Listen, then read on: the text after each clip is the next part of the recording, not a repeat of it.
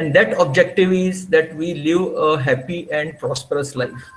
Every year on your birthday and on my birthday, we get so many wishes from friends, and each one of them is saying, live a happy life and a prosperous life.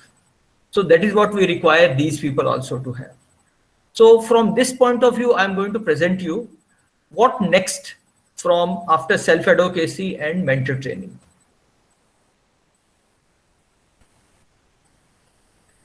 What are the objectives for a person with intellectual disabilities? Is it lead a self-advocate's life? That means we have given him a self-advocacy training and he says that I am self-advocate. Now, should he lead that life? Now, here I'll tell you a very interesting story, and it's a real life story. We had gone. Sir, your slide is not visible. Pardon? Your slide is not visible. Oh, my slide is not visible. Yeah. Just have a look, sir. Previous one was okay, but now the present one has not come. Is it visible now? No, not that. But I was able to see. Yes, sir, we were able to see it. You are able to see? No, okay, now it's okay, not now. visible. Now it is not visible, sir. Earlier it was visible, you are saying. Earlier it was visible. Now you have stopped sharing.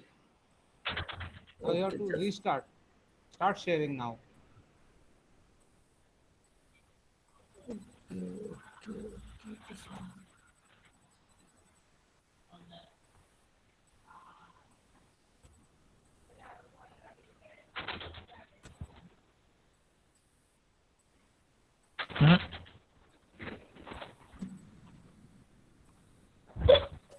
Just one minute.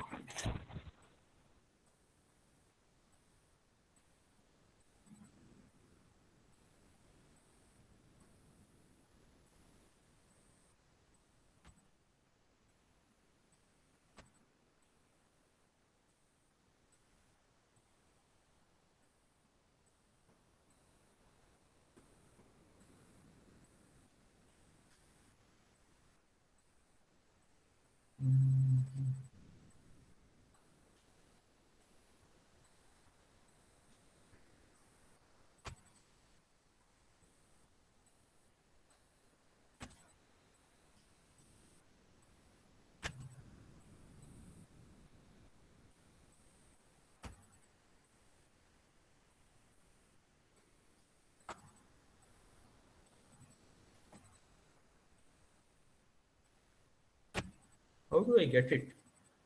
It is here, but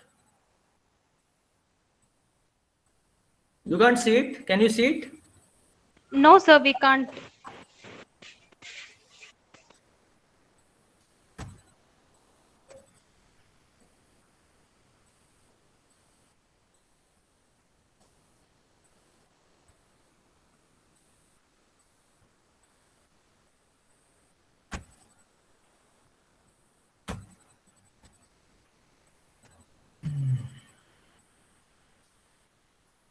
Just 1 minute.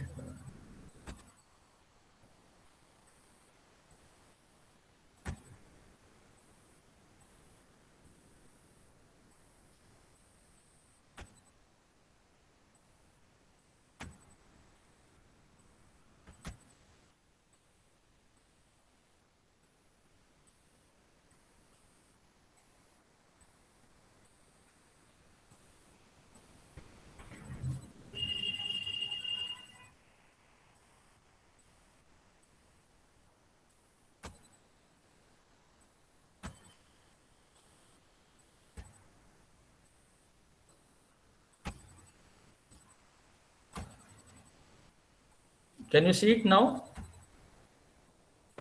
Can you see it now? Yes, sir. Yes, sir. Now it's visible. Now it's visible. And next slide, can you see it? Yeah, second slide. Okay, great. Yeah, objectives for persons with. Yeah. Yes. Okay.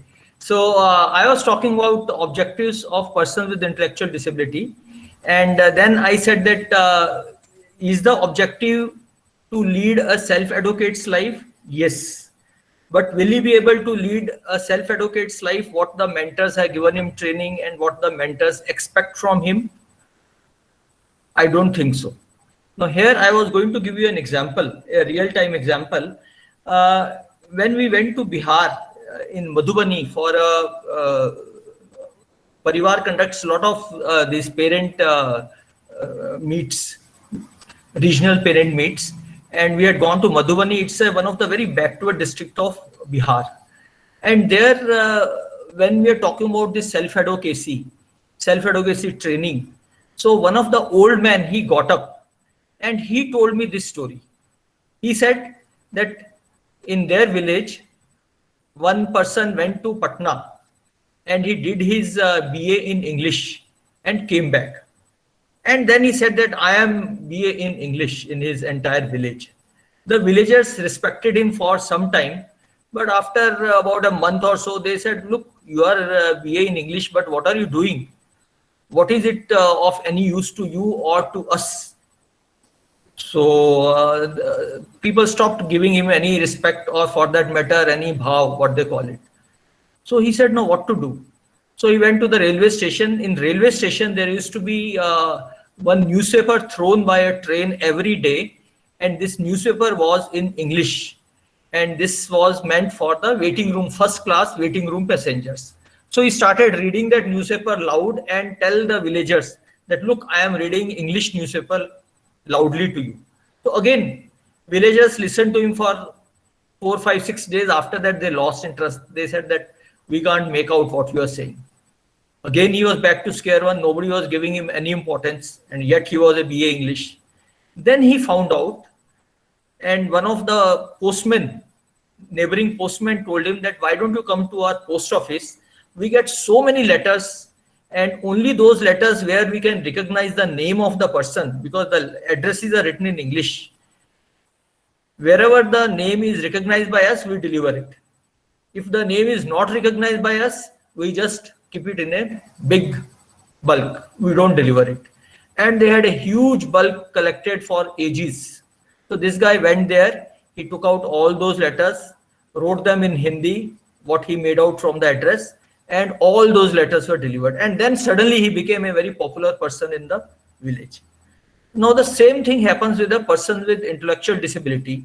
If we give him a self-advocacy training, for few days in his house, he will get a little extra, that importance that he has done a training. After that, life will be same for him. The neighbors will not even realize that he has done a self-advocacy training unless he starts behaving in a really like a self-advocate, which he cannot. So what does he do for making his self-advocacy training to lead a purposeful life? I wish we were in a kind of contact session and I would ask you this question. Okay, suppose he has also made it little purposeful, like that guy went to the railway station and he started reading an English newspaper. No, he is making that life only purposeful to him. He was reading an English newspaper, but it really didn't mean anything to others. So again, that purpose will be lost for others and his purposeful life will not remain so. So what next step he should do? He should lead a productive life.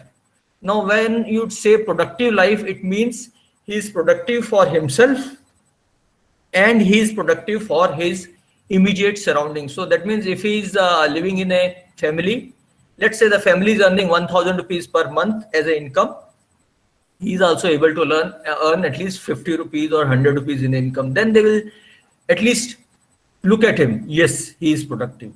And with that productive life, the next thing will be, once he starts going out, earning something, people start respecting him, that dignity will come automatically in his life. And with that small dignity, he will start feeling good about himself. He will get that required confidence which he lacked, or where he was always said that, no, you be away, don't be part of us, or don't come to us for anything. He is good for nothing.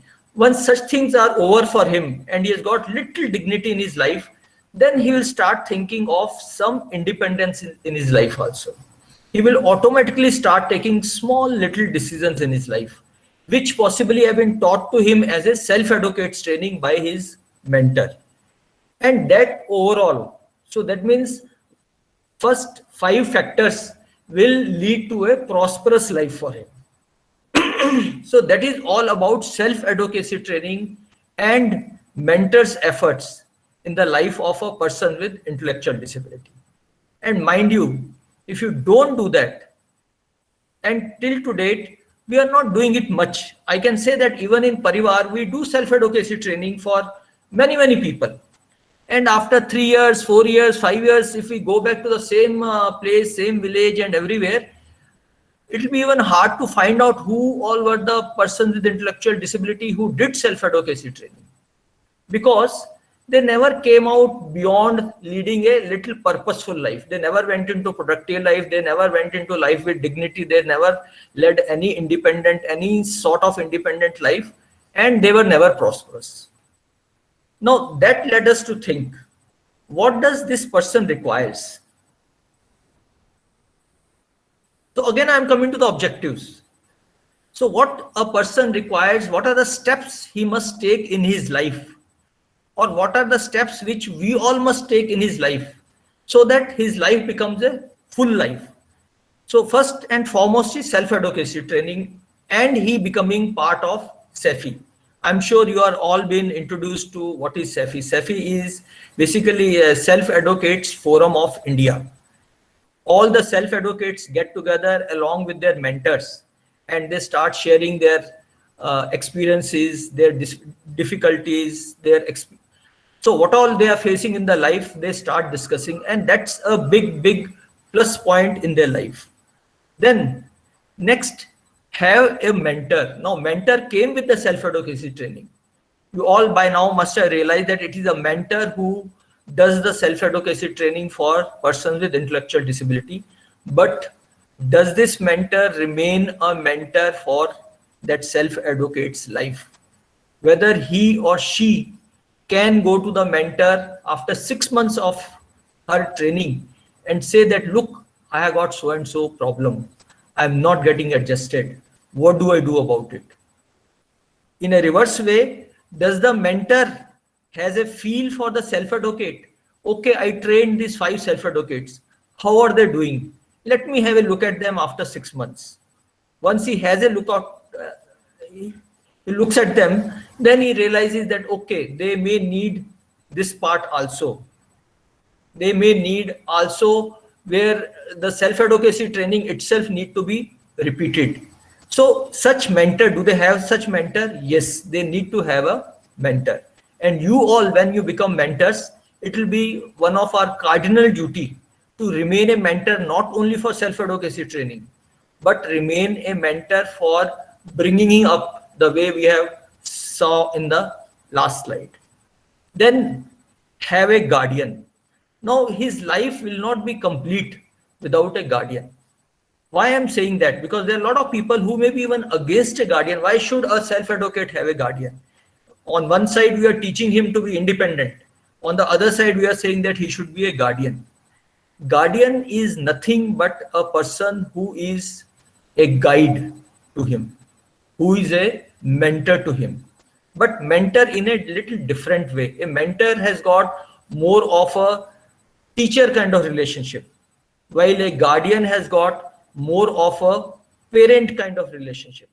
All the living parents, when I am living and my son is there, then always it will be always that I will be his guardian. But after me, there will be some mentor who will have to become his guardian. That means these mentors will have to graduate further and become the guardians. Now, guardian is something you can become, you can decide to become, okay, I'll become the guardian of this person. But then guardian is also an officially recognized post. You cannot be the guardian of a person with intellectual disability unless you are given the guardianship of that person by the parents or whosoever is at that point of time looking after the person with intellectual disability. So we talked about the guardian. Then we are talking about have a trust. Now, a person with intellectual disability is very difficult for him to become financially independent. Even if he inherits a lot of wealth, if he inherits a house, let's say he inherits some property, he inherits some shares, he inherits some cash in the bank, he inherits some fixed deposits in the bank.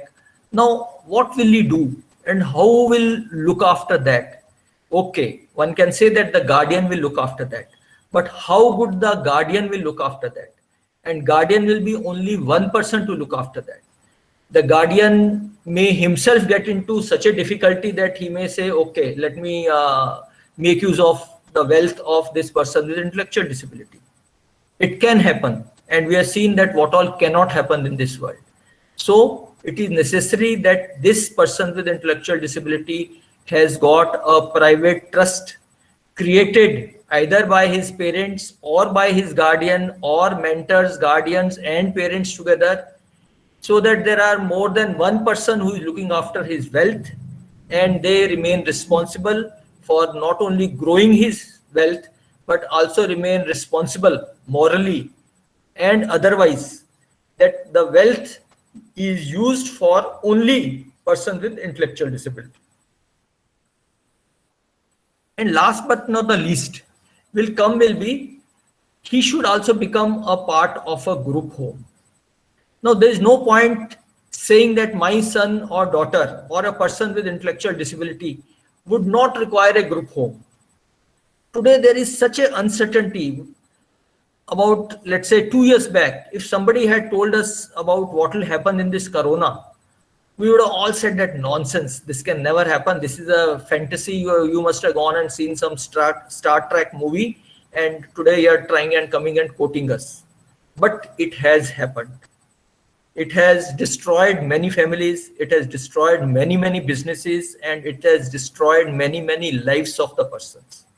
Now, in such eventualities, where will such self-advocates go and live diligently? It will be only the group homes. So again, he has to be part of a group home during the tenure of his parents and after the tenure of his parents. After the tenure of the parents, most likely he may have to go and live there. Even if he's not living there, he need to have a very strong connection that if something happens by any chance, then he has got another home to stay. Now, with all these things coming in, lastly, I have put it here is a livelihood opportunities. Again, the same thing remains. When a person is a useful person, useful both in terms of he's doing something, he's earning little bit, whether it is 5 rupees, 50 rupees or 5 lakh rupees. That really brings up the life of the person both in terms of his dignity and his overall environment, the way he's likely to live. So that's why I put this livelihood opportunity. Even if he's living in a group home, there is no harm for him to work somewhere, whether in the group home, there could be a sheltered workshop in a group home itself, or whether in a nearby sheltered workshop, or whether in a nearby open open employment, whatever he does, if he's doing little bit of livelihood work, he's enjoying some livelihood opportunity, that will really make his life excellent, not only good. That will bring in so much of independence, so much of joy, so much of dignity in his life. And this happens with all of us. I was, fortunately or unfortunately, I never remained unemployed. But I have seen my son, who was a brilliant guy, but for 3 or 4 months, he was sitting at home for whatever reason. And he was almost going into depression. Now, we don't think what happens to our persons with intellectual disability. When they see that they are not doing anything and people are just scolding them and people are just kind of denigrating them, how will they feel when their friend or their elder brother or their father is going for some livelihood? So that is what they also long to do. But 99% of them don't ever say that because they have actually never enjoyed it. So that's the livelihood opportunity. Now, what I'm going to show in my lecture today is basically how this livelihood opportunity is taken care. Parivar is doing a project on this. And right now, we have taken up a project, 3 years project, where in 5 states, one district each in these 5 states, we are trying to show that a person with intellectual disability, if he is given self-advocacy training, and then he is given training for livelihood, the kind of livelihood which he can indulge in, and if the conditions are made little more suitable for him, his environmental condition, he can also become an earning member. That is a project we are taking. I will take you through that project so that whatever you have learned in last 2 days, it is complete. You know that there are projects happening where this person would actually go for a livelihood opportunity.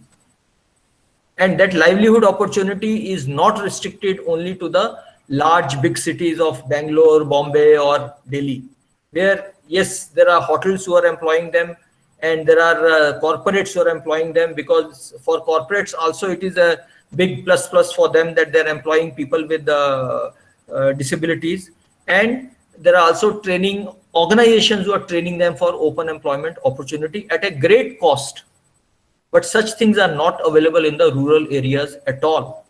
There are no corporates, there are no such training organizations, and there are not very many opportunities, even for the local population.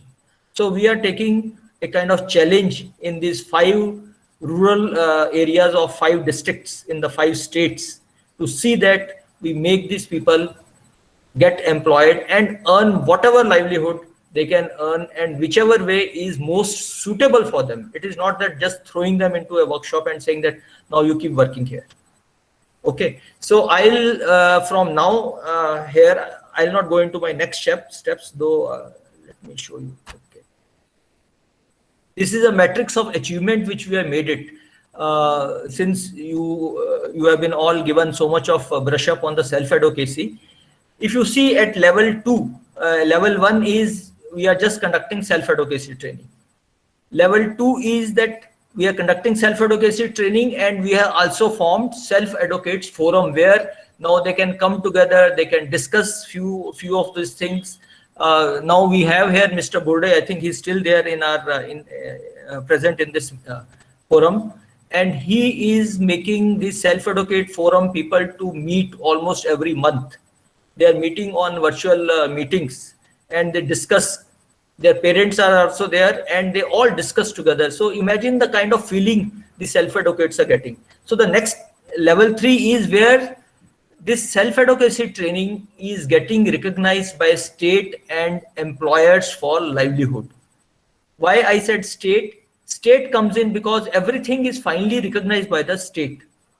I'm saying government. So in our case, it is RCI. So RCI must recognize that, okay, self-advocacy training and training for mentors, what we call mentors training, both have got a relevance, and this relevance is recognized, and this is recognized as a certificate course or a diploma course or whatever, but it should be recognized.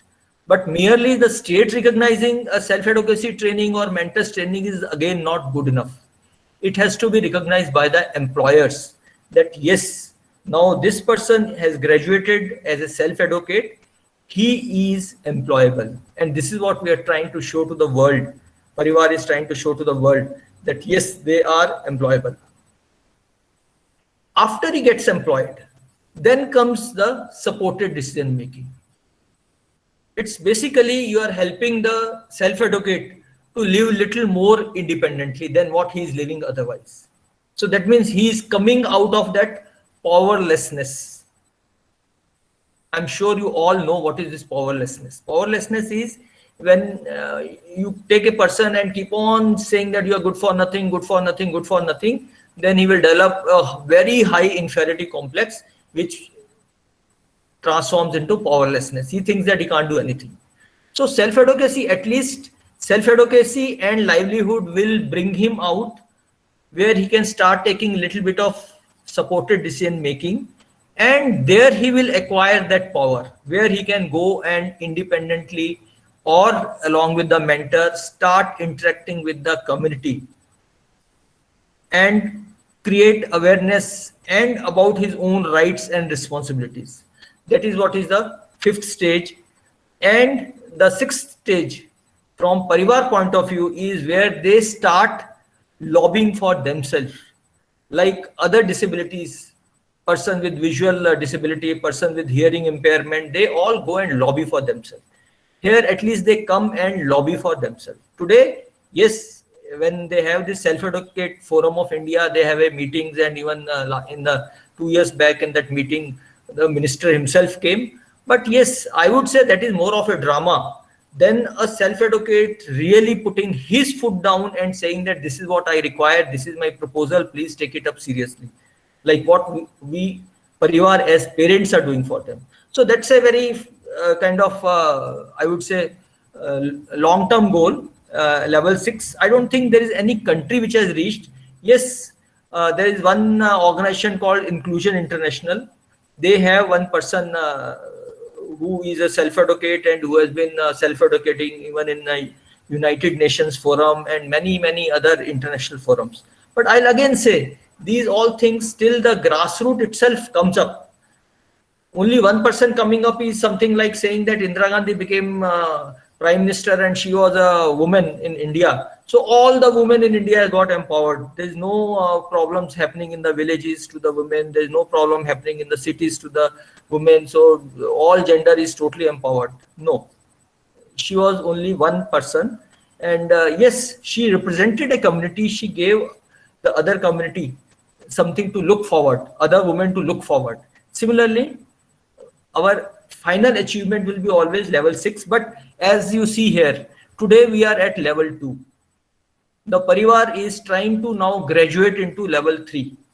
And I am going to show you our project, how we are going to graduate into this level 3.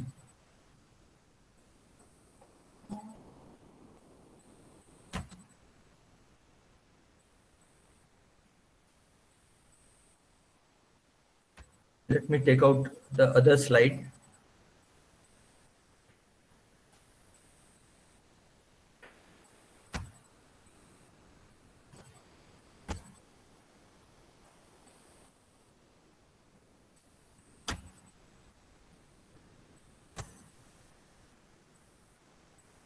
Sorry, whenever I go into sharing the slide, I get into this.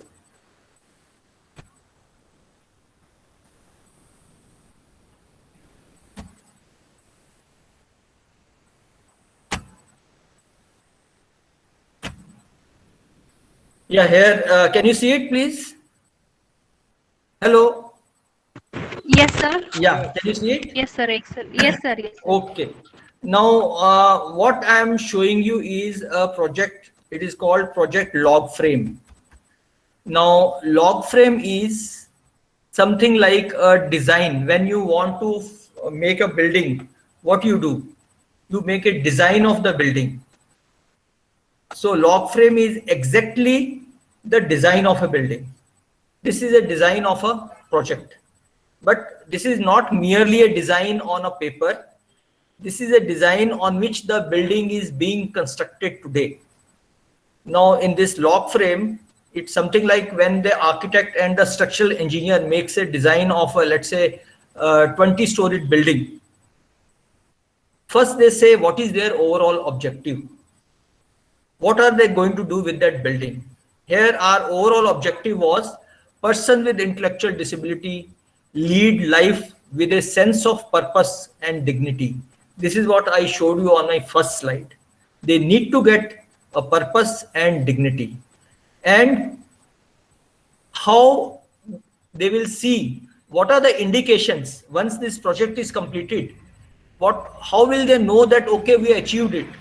So here even the indicators are given, because this is a project. It is not merely I would say a writing or an Excel sheet. It is a project which is actually happening and somebody is going to monitor it. That's why they have also given the indicators for achievement. The indicator for achievement is, one is person with intellectual disability are gainfully employed in community or family settings. 250 target, if you see on this side, the target is 250 persons are employed like that. And similarly, the second target is also that persons with intellectual disability live inclusive life of dignity. Not only life of dignity, but inclusive life of dignity and purpose and not discriminated in the society. Now what to do?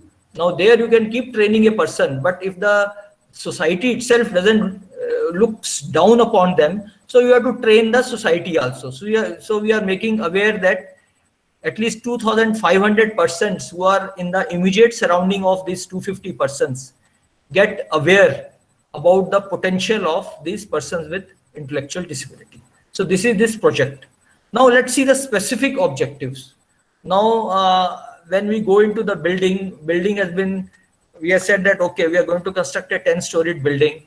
Now we are saying that, okay, what all this building will do to achieve the entire objective of that building.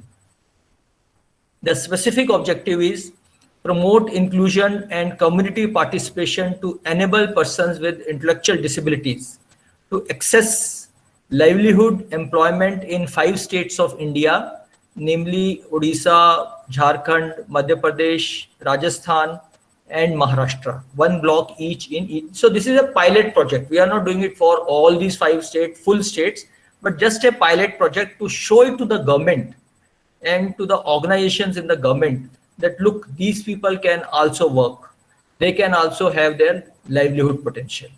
So here we are again saying the same thing. 2,500 community members are aware, 250 members, persons with disability, graduate as self-advocate, and these 250 persons with intellectual disability have accessed employment and livelihood scheme using community resources. Now it's very important. We are doing it in villages, and we are not expecting these self-advocate persons to go to the towns and start getting employed. We are expecting that they will remain in the community only. Wherever they are living, they will live there, and within that surrounding they will get employed. This is very important for them, because even if you send a self-advocate out to a, let's say, district city or somewhere, he may not be able to live there independently. So he has to live with his family and do it. Now there are steps. If you have to build a building, there will be always steps. You will have to build, let's say, ground floor, plinth, and then you will build 2nd floor, 4th floor, then you will do interiors, and then you will do air conditioning, electricity, water, all this, and finally the building will be ready. Similarly here. So what we are doing here is we have distributed it into 5 results, rather 4 results. And once we achieve those 4 results, by the time we achieve those 4 results, these 250 self-advocates would have also got employed. And these are all self-advocates. So the first result is self-advocacy training conducted for persons with intellectual disabilities. So what we did for these 5 blocks or 5 districts, we have done a baseline survey where we have identified persons with intellectual disability who are not employed. In fact, we didn't have to identify, because 99.999% of persons with intellectual disabilities are not employed. Whatever the government figures or other figures may say, but in practice they are not employed. I'm talking about the rural area. And the next indicator is that means our first indicator here, the indicator is that we are doing a survey to find out who all are the persons with intellectual disability who are not employed in these 5 blocks. We have found out that. Then we have trained 10 trainers available for imparting self-advocacy training. That means we have done mentors training. Rather, this is not only mentors training, this is even trainers who can train the mentors, because mentors again may not be a constant population. Today I'm a mentor, tomorrow I may move out somewhere. So the more and more mentors will have to be trained. So we are training some master trainers. And then we are saying 250 persons with intellectual disabilities are trained on soft skills and self-advocacy. That means they are getting trained on self-advocacy training. And you know that within the self-advocacy training, it's nothing but only soft skills. We are teaching them the, I'll not go into what is self-advocacy. You have done that today the entire day. So they have learned that. So here are the targets also. We said that 5 baseline surveys are done. 100 mentors have been trained, and 250 self-educates have been trained. So this is the first step, result 1. Now comes, up to here it's fine, you all understand. Self-advocacy training has been done, mentors have done a great job, and we have got 250 self-advocates absolutely ready. Now what do we do with them? Now comes the actual job of the mentor after doing the self-advocacy training, after conducting the training. Here we are saying 250 self-advocate individual livelihood plans developed. That means the mentor is looking at his potential. Is he a high functioning, low functioning? What all are his weak points? What all are his strong points?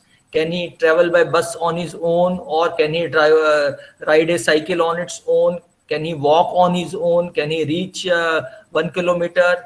Does he always require all that? They have seen their potential, and they have also seen what is around them.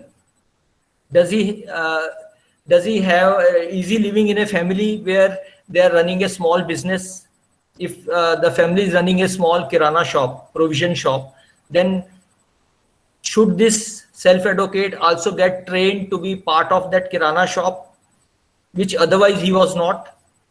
So all that part they are looking at it, and they are also looking at it as the what is the market demand in that area. There is no point he being trained to sell, let's say, apple, then in that village nobody wants to buy apples. So what is the market demand, and what is the surrounding around him?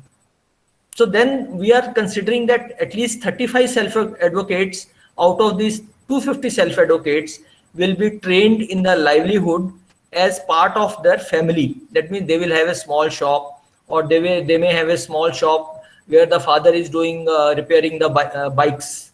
So he can join his father's motor mechanic shop, or his brother is doing some other small business where he is supplying few things in the households, so he can help him out there. So 35 of 250 will have such family conditions where they can become part of the family business, but a useful part of the family business, where they know that, okay, if I had employed somebody else, I would have paid him 5,000 rupees per month.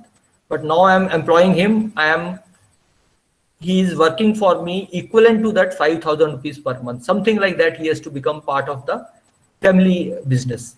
Then we are also training vocational guides. Vocational guides from amongst parents and community workers are trained at NIPID, or it should have been NIPMED also, to impart vocational training to self-advocate, because we already decided that each self-advocate, what is he going to do?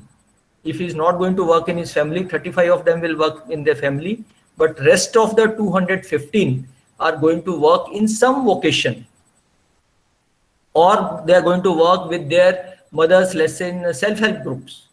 So all that part, but the training will come from NIPID or from NIPMED. And I'll show you the activities which they will do.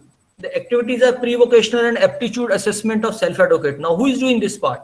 This is being done by the mentors. Capacity building of persons with intellectual disability and families towards developing and running own enterprise, which I said that he should be helping own enterprise. Who is doing that? The capacity of the person with intellectual disability will be built by the mentor again. Then training and employment of community mentors at NIPID. So but how will the mentors will do? They will be trained at NIPID or NIPMED for training on the vocations. So this is a part of the project where first we see the need of the self-advocate, and based on that need, we train the mentors, so that mentors in turn can continue to train self-advocates in their own village. And mind you, these mentors are also from the same settings. They are not coming from somewhere else. So that means this whole group will be always together. Now, I am talking about villages, but it can work, in fact, much better in the cities. Because in villages, the problem is people are all scattered out. In a village, there could be only 15 self-advocates. While in a city, if you are running a school, and most of you must be part of a school or a workshop, you will have 30, 40 of them only in one school itself. Okay, I'll go to the next one. Now here we are creating, the result number 3 is creating an environment where this self-advocate feels that we are enabling him to earn his livelihood. So how we are enabling him? See the activity. Initiate quality control and value addition system in micro enterprises operated in self-help group. We are thinking that these self-advocates, along with their families, along with their mothers, will form self-help groups. But just having a self-help group is not sufficient. The normal self-help groups which are operating today, they are operating very good, but we are bringing something more to them.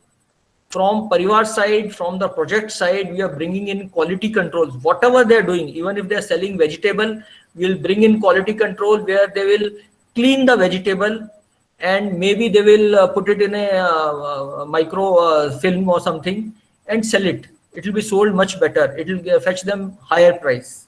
So such things, small little value additions and quality control. How the quality is to be controlled. Quality control doesn't mean that they will throw the, let's say if they're selling tomatoes, the smaller tomatoes they were to throw. No, but if he makes one part where all very good tomatoes are there, the other part where is a not so good tomatoes are there, people have a choice to know.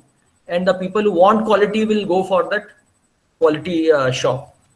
Okay, then next is developing traditional and local market outlets and supplements with digital marketing avenues. We are also providing self-advocates with digital marketing avenues. This is like if some of them are going to work in sheltered workshop, whatever they produce in the sheltered workshop may get, part of it may get sold in village or in that taluka. But why restrict it only to the taluka? If somebody else also wants to buy it, how will he buy it? He can buy it through our digital marketing. So we are going to provide them digital marketing avenues. And then monitor engagement level of self-advocate for joint discussion with mentors every quarter. This is again, you must have learned in the self-advocacy and mentor training that mentors are very important. They have to continuously monitor every quarter. That means every 3 months, they will talk to self-advocate, find out how they're adjusting. They will talk to the professionals who are running that workshop, find out how they're adjusting. They'll talk to the mothers, how they're helping out in their self-help group, how they're adjusting. All that part will have to be done by the mentor every quarter. And then monthly meeting in each block with stakeholder for achieving set target. Here we are having our own monthly meeting where we see how we are going about this entire project. So now we come to the last activity. Last activity is about formation of self-help groups of persons with intellectual disability. Today, you would have heard, especially those who are coming from semi-rural areas, that there are self-help groups where women get together and they kind of, they also call it Bachat Ghat. I don't know what they call it in your state. So these people will become part of these self-help groups. And it is there in the statute, it is there in writing that person with intellectual disability, person with disability can be part of a self-help group along with their parents, mother. Then capital support. Now, if they are going to start something, then we are going to provide them some capital support. Suppose he is going to start a small kiosk. He will sell coffee there outside, like Kerala has done it. Outside the collector's office, one of the self-advocate is selling coffee. Another Kerala project is, I think they have also started a parking lot. So whatever little employment is required, whether a barbed fence is required or whether it is some chair furniture is required, that will be provided by this project, so that self-advocates don't feel any hindrance of capital, money to start with.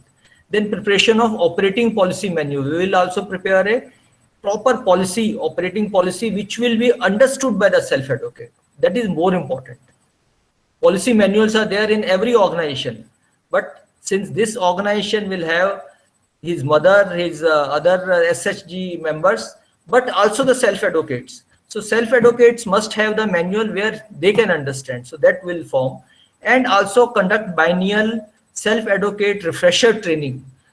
Again, you must have been told that self-advocacy training is not about giving a training once in the lifetime and saying that, okay, you have done your BA, finish it. It has to happen continuously, gradually, till he almost becomes to a level where he can go on. So we see that this will go on for at least 3 years. So this is how we are trying to make the self-advocacy training put to the use of their day-to-day life and make all self-advocates prosperous in their life. So I'll kind of stop here. If there are any questions, you can ask me.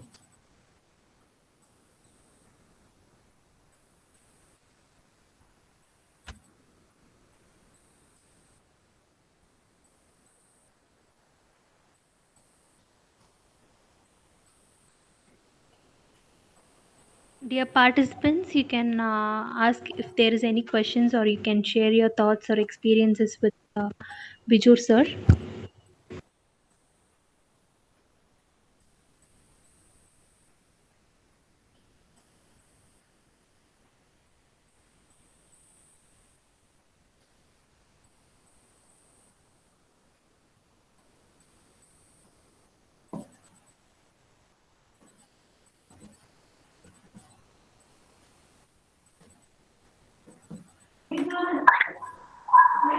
Hello, sir. Baiju, sir.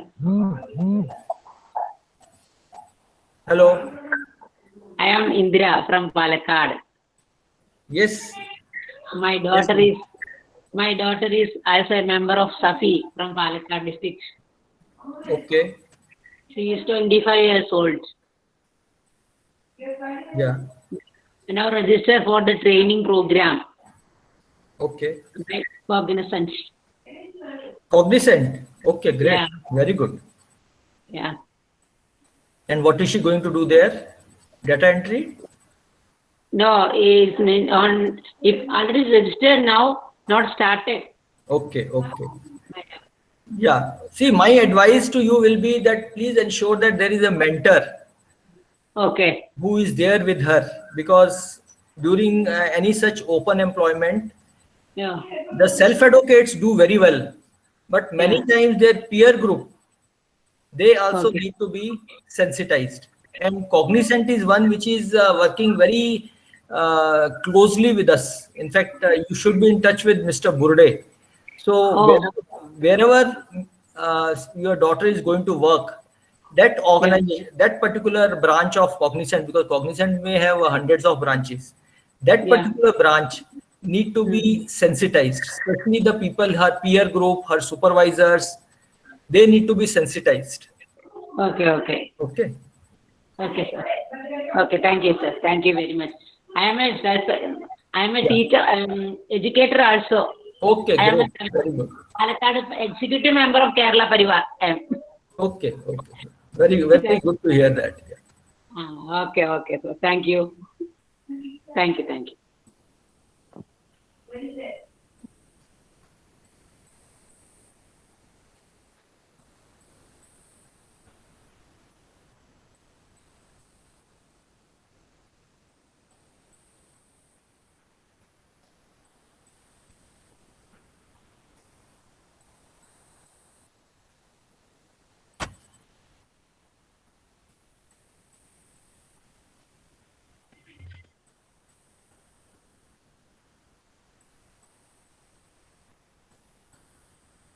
Dear participants, is there anything to ask with sir?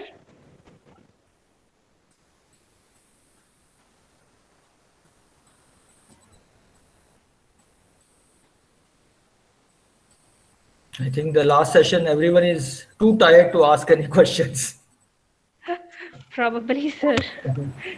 It's the last session of today's webinar, so maybe. Purnima madam, Shankar Narayan sir has joined. Yes, sir. We will start the valedictory. I'll just thank Biju sir right now. Yeah. So I'd like to thank Biju sir on behalf of NIPMED and Jethro Education Trust. Thank you for accepting our invitation, sir, for handling the session on self-advocacy and mentor training network. Thank you for giving us your valuable time and effort for sharing your thoughts and learnings.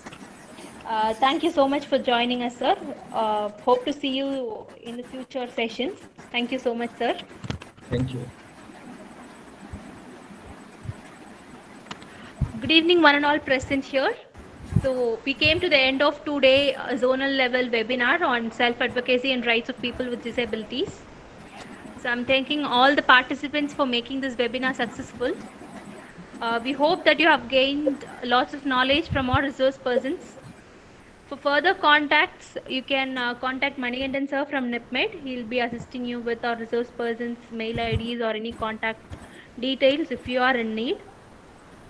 So without any further delay, I would like to introduce Shankar Narayanan sir, Deputy Registrar Administration, NIPMED. He completed his BA, MCom and LLB. So he has lots of experience.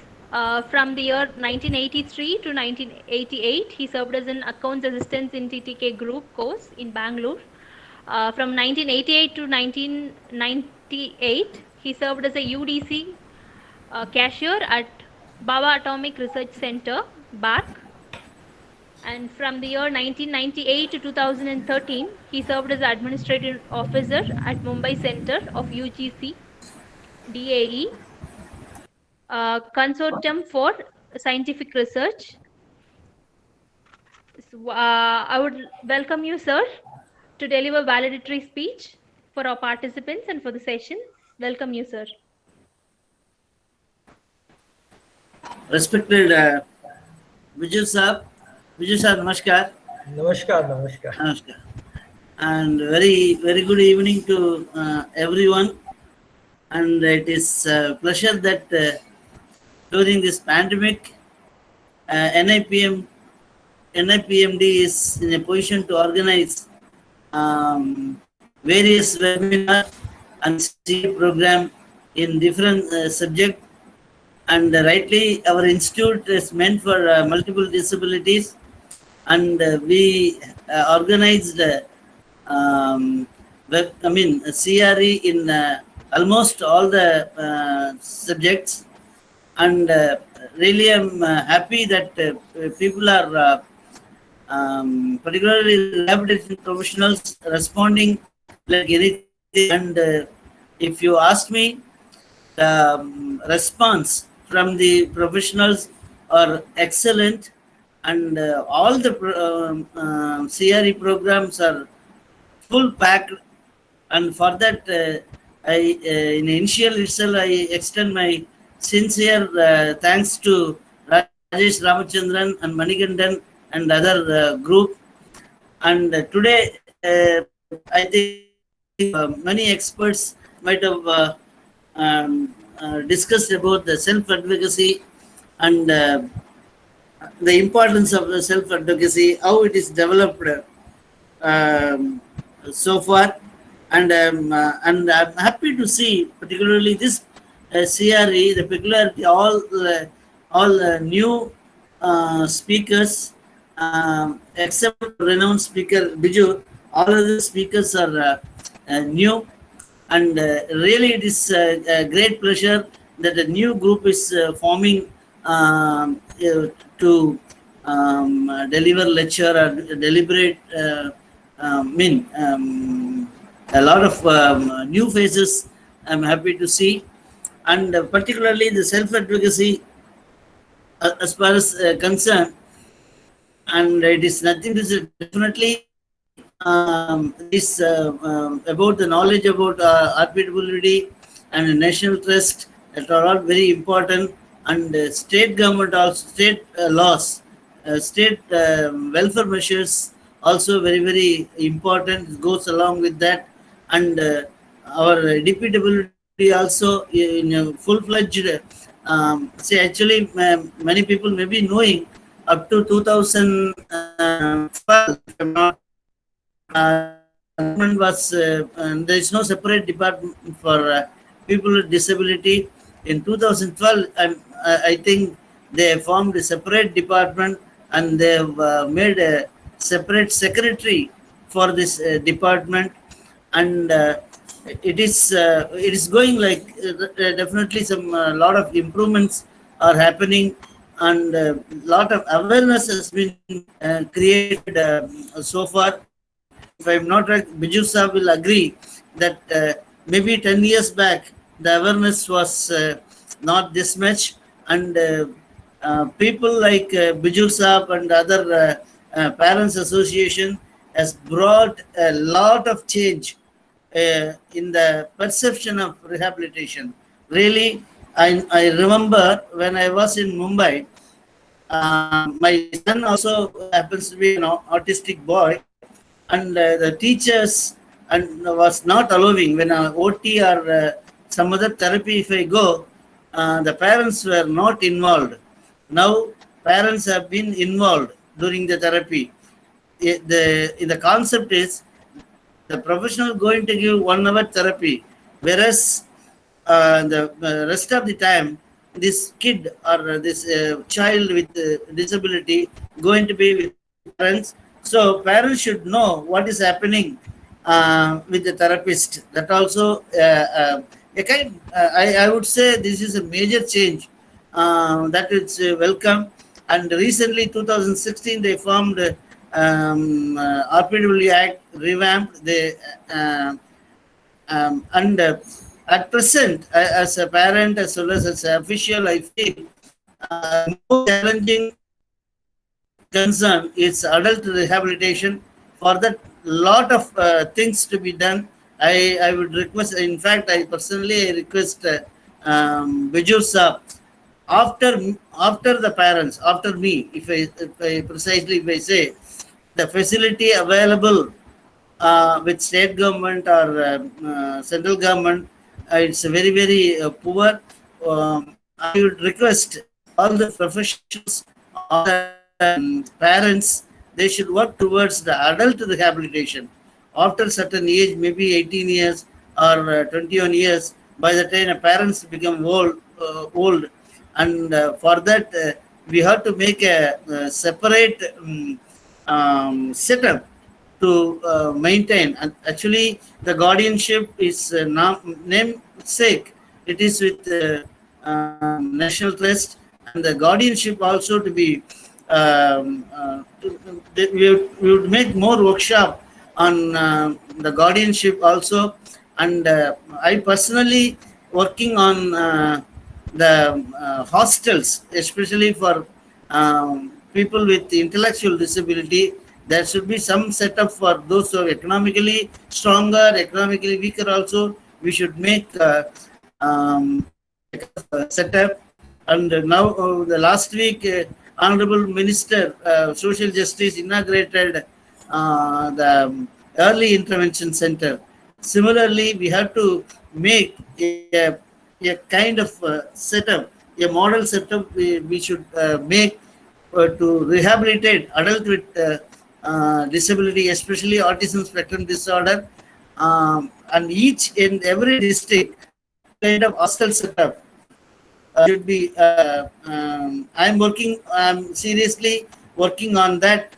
At least every district in India should have a kind of residential facility for people with disability, whether it is autism or any disability. There should be some setup.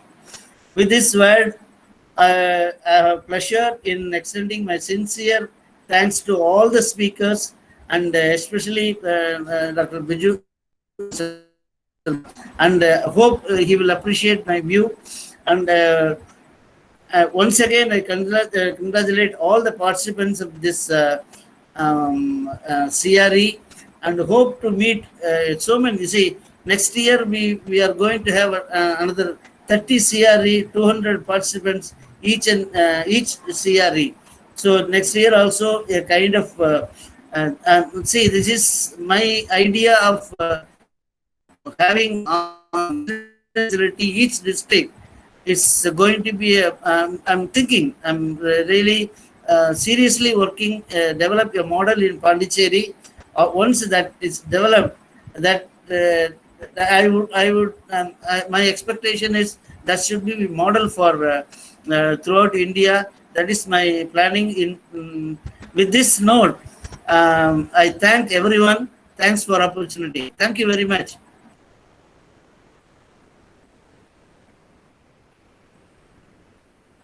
Thank you, Shankar Narayanan sir.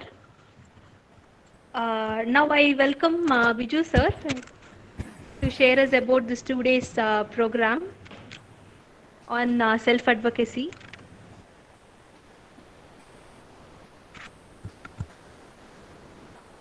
Sir, you're muted, sir. Kindly unmute it, sir.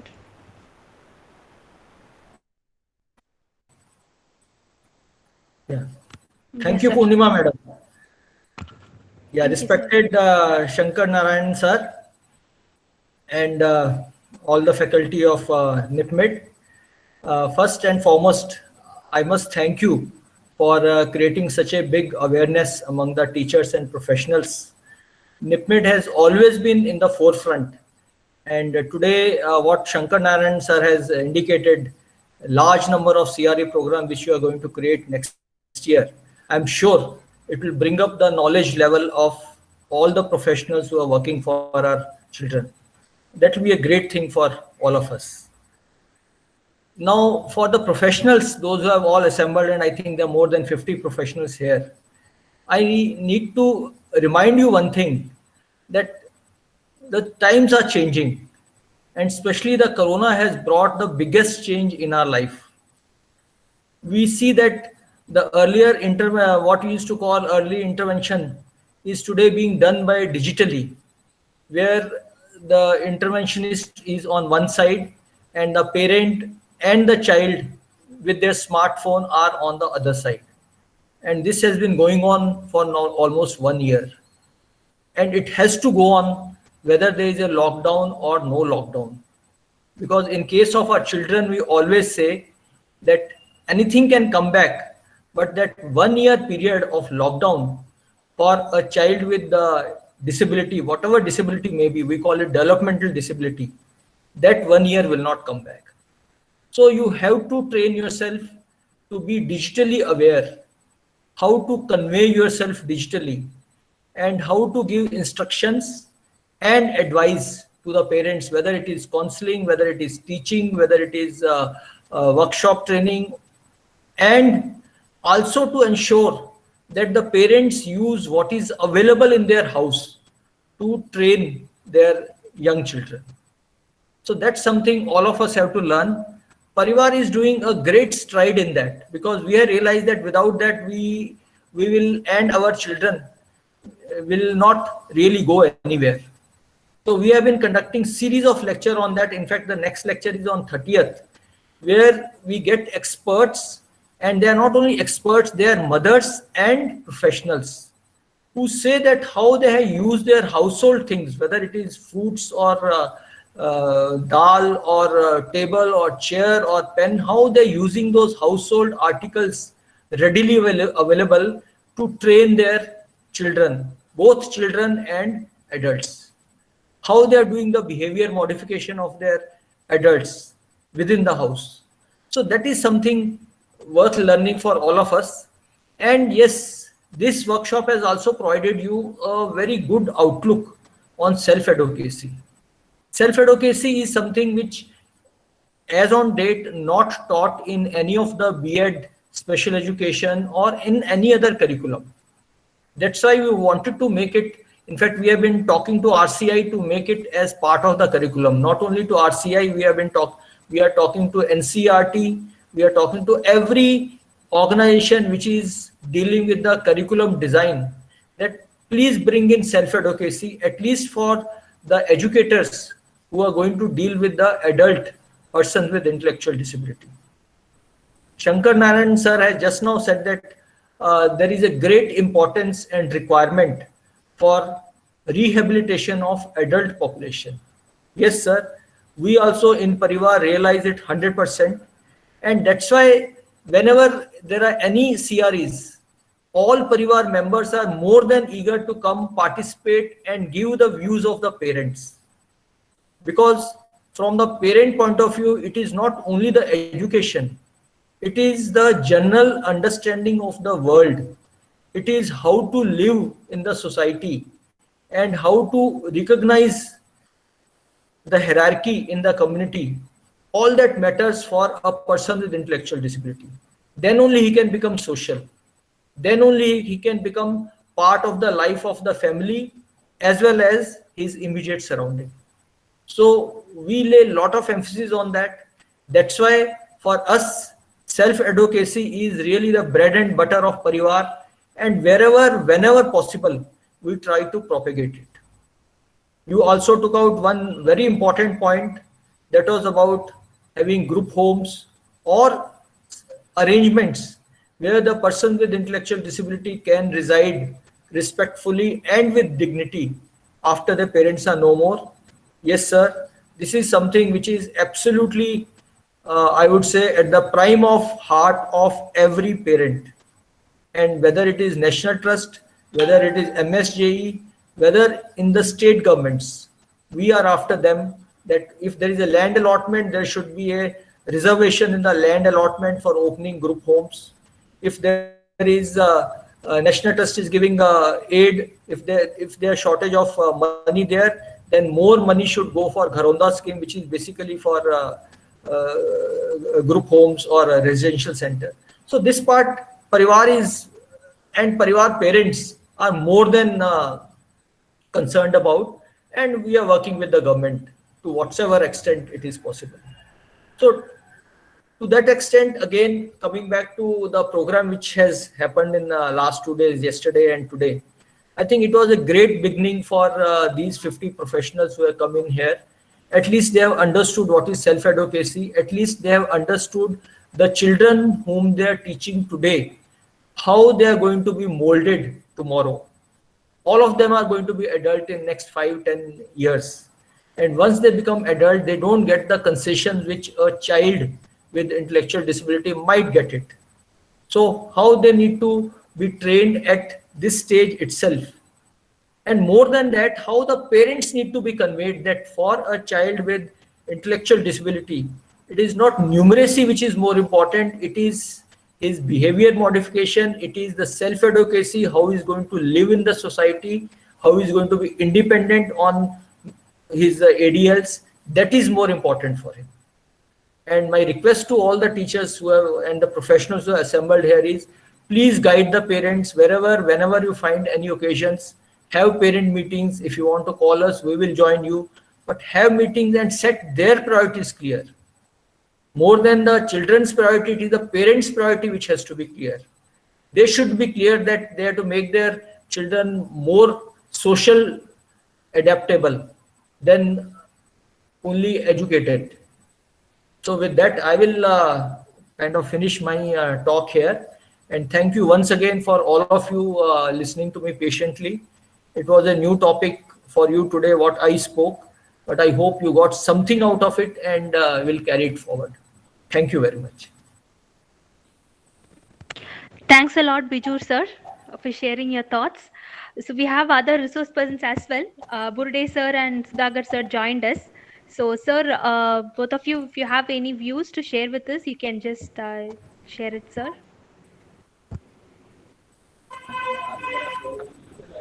Thank you, Purnima. Yes, sir. Good evening, Mr. Shankar Narayan Iyer, sir. And all participants, of course, I was with you for the last 2 days. Yeah. To the participants, I got one point, one message to be given. That message is taken from the presentation of Bijur, sir. That is one thing, purpose. All special teachers are doing a noble job. As I mentioned yesterday, it is better than the best. A teacher, as well as to a certain extent, a nurse. So you have got a very important role. And whatever services you are doing for the intellectually deficient community, ID persons, you have to do it with a purpose. You have to decide what ultimately I am going to see in my student. Or you can call them, if you become a mentor, it's a mentee. mentioned yesterday that all of you not only going to be a teacher, but you are going to be a mentor. So that is a point, a message all teachers should carry, and see that you are able to bring down that advocacy, self-advocacy among the intellectually challenged persons. And I am quite thankful to Nipmet for having planned for a session on the self-advocacy. In fact, it is a new subject, and when Jethro Foundation asked me, sir, where can I get the resource person and what I can do, I feel 100% satisfied and contented today that we could give a very good session for the last 2 days, and almost all the speakers are given, even starting from the United Nations Charter onwards, and then step by step the RPD Act, and then briefing of each subject. And I feel quite happy and satisfied that the session has gone well off. And I'm sure Shankar Narayan Iyer sir, you will arrange more CRE programs and let more people be benefited. Today there's only 50 odd people who are benefited. Let us think about more people. We are available. We are ready to come anytime and take sessions. And with this message, I conclude. I wish all the participants a very, very prosperous life ahead. You are doing a noble job. God Almighty will always look after you when you look after our intellectually challenged brethren. Thank you so much. Thank you so much, sir. Yes, sir. Thank you, Shankar Narayan sir, Vijay sir, Major Saab, Purnima ji, for giving me an opportunity to speak here. Not audible. Sorry? Most of the participants in this forum are special educators. So I would like to, you can say, you may take it as advice or whatever, but treat your students like a mentee, not a student, and be mentor, not the teacher, and carry this mission, self-advocacy mission and mentoring mission lifelong. This is what Biju sir also told, and in my previous talk also I told. So this is the only thing, if you do that, then I would say the 50%, we get the 50% success. So please carry on this. Thank you. Thank you, sir. Thank you so much. So, dear participants, so we are at the end of the session. I would request all of you to turn on your videos so that we can take a group picture in order to save it for the session. Dear participants, requesting you all to turn on your videos.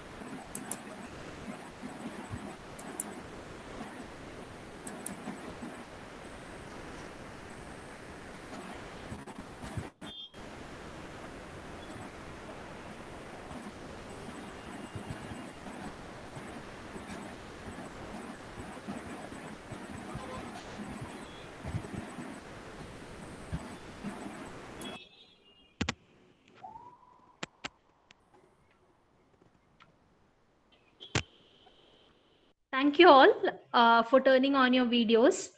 Now we can turn it off. So now Manikandan sir has posted the assessment in the chat box. Kindly fill your assessments for this day. Madam, please send the assessment link. Ma'am, assessment link has been posted in the chat box. Manikandan sir, can you once again Yes, post the link in the chat box? yes, madam. I already posted it. Okay, sir. Okay, sir. So, participants, we are requesting you to fill in the assessment form My before phone is 5:30. switched off, so didn't get link. Okay, again, Manikandan, Manikandan sir has posted it. Manikandan, shall I leave? Yes, sir. Yes, sir. Please, sir. You can leave. Thank you, thank you. അയ്യോ അത് കിട്ടുന്നില്ല ശരി പോയില്ലേ ഇതാ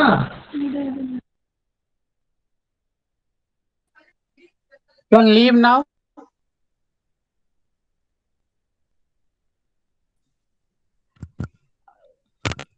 You can leave once you are filling your assessment forms.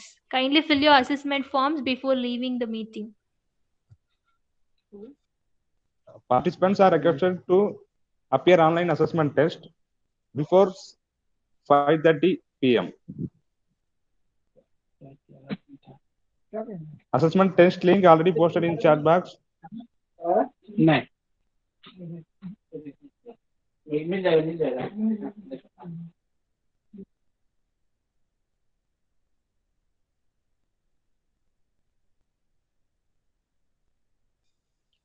Dear participants, if you have any difficulty in opening the forms, please let us know.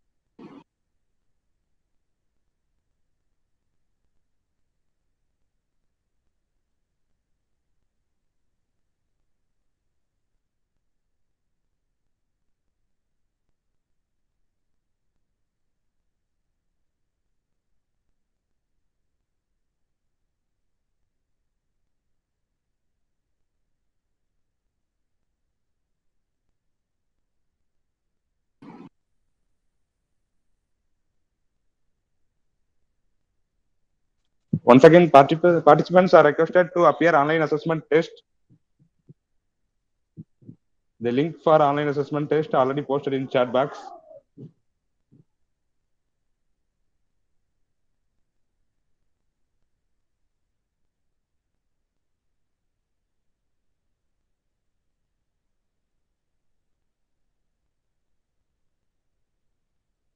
Participants will get their certificates with to their mentioned email IDs.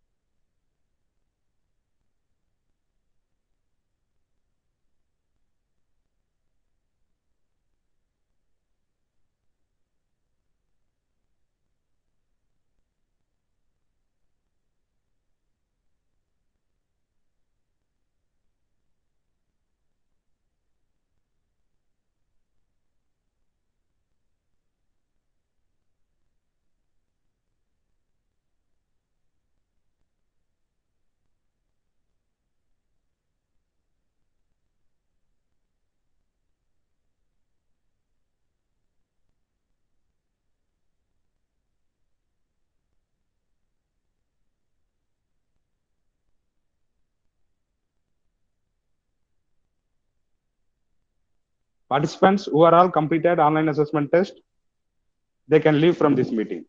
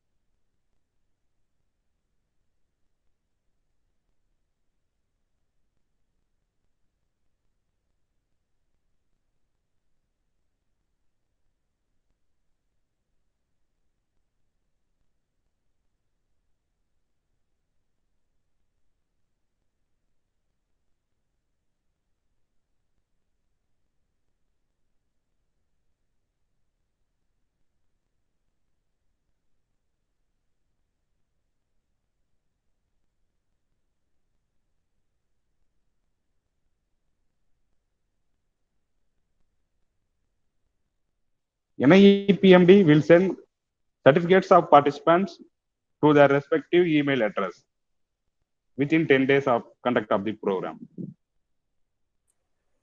Dr. Manikandan, stop the recording. Okay, sir.